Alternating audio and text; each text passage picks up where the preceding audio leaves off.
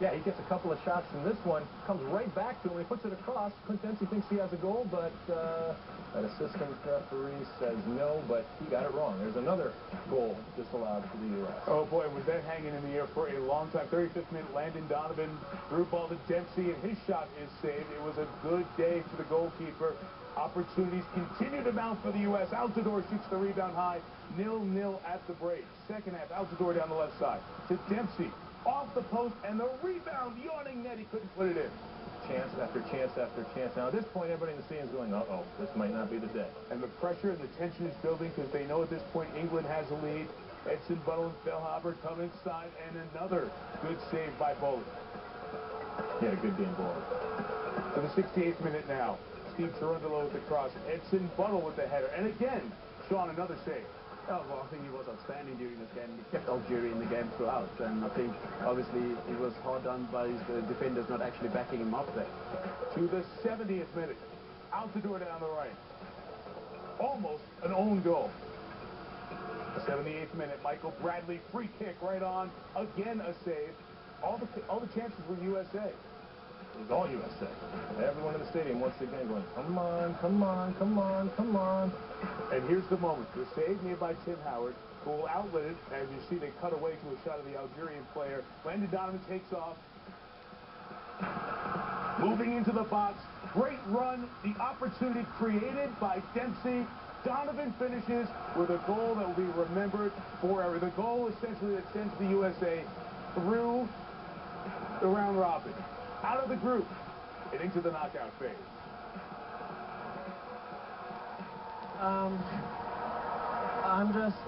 shocked, and I'm so proud of our guys, man. Unbelievable.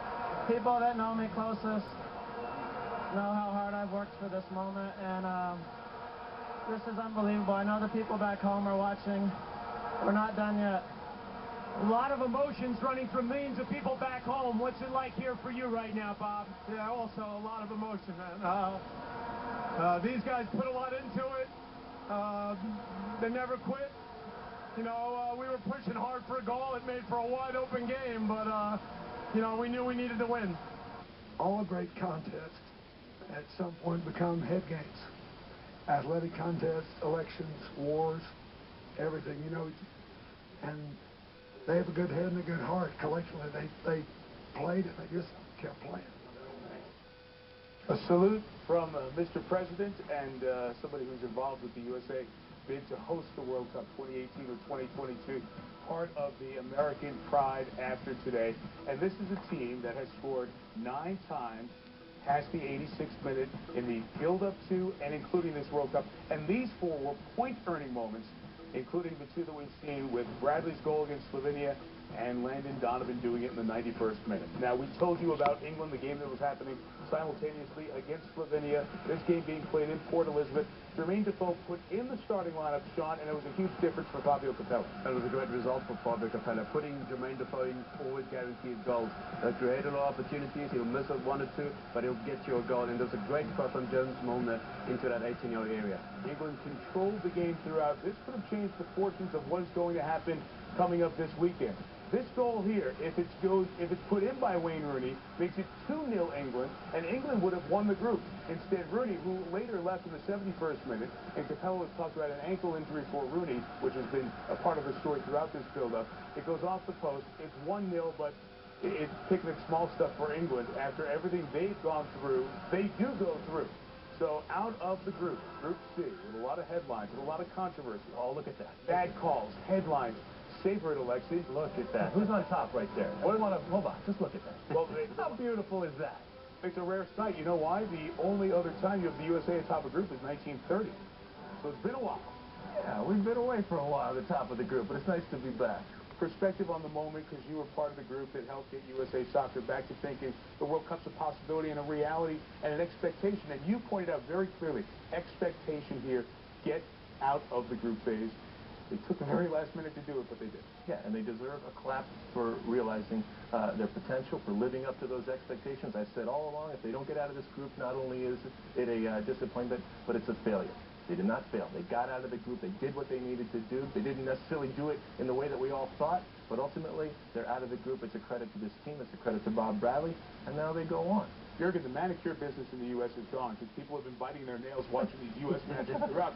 But tell me what it does within a team, and your Germany team experienced it when you coached in '06 on native soil in the World Cup. You can build when you start winning games like this. Oh, absolutely, because in a moment like this happened to us in 2006. We scored in the 91st minute against Poland. A whole nation went crazy. And it was a big bond between the nation and its team. And I think a similar thing can happen to the U.S. team because this gives you such a psychological boost. You know, going now into the knockout stage, you know, having this momentum, realizing that, you know, there's a hype now in the United States about the World Cup. And it's a doable knockout game with Ghana. Absolutely, I think it's a magnificent moment for the United States. You can tell by text, tweets, hearing from people back in the States how people were gathered and watching and enjoyed it, but they were also panicked, Sean. But you made a great point as we watched the U.S. score that game-winning goal, and we're watching on the ESPN Access. The team was not panicked as they put a flurry on towards the end. Like I said, normally when a team panics, you kick the ball forward and you just try and put pressure. They played the ball up from the back. Donovan played a great pass. Altidore plays it across. Dempsey also made this goal for me because he put a lot of pressure on the goalkeeper. But Donovan continued that run, and that's why he stepped up to the plate. He made the comment that this is going to be a World Cup where you could make the difference, and that goal definitely made it. And Alexei, it's kind of fitting because Tim Howard's play is so important there, and it's only appropriate that this very significant goal for U.S. soccer is started and finished by the two guys who are the faces of this team. Yeah, and you know, look, these guys right here will tell you that soccer at times is about patience, and you gain patience, you know, when you become mature. And this team showed patience. They didn't get the goal. They had the opportunities, and they waited for that moment. They got that moment, and it all started all the way back with Tim Howard recognizing the counter, throwing it into space, giving it to the guys who can do something with space like Alan and Donovan. I mean, and it also comes down to fitness. I mean, we're talking the 92nd minute, and the U.S. has 4 guys in there busting their butts, getting upfield, getting in opportunities to score, getting in opportunities to win the game. All of that is combined, both the physical aspects of it and the mental aspects of it. So I was really pleased with the maturity the team showed from the first minute to the last minute, knowing that that goal was going to come if they were patient. Biggest win, most important win. You can sit and argue those things. Sometimes we get too close to the moment, we lose perspective. Clearly, most dramatic moment for U.S. soccer within a World Cup. I think we do know what happened in 1952. The drama there, happening so late, was so important. Would it be USA-Germany in round 2? We'll tell you what happened across the street when you come back.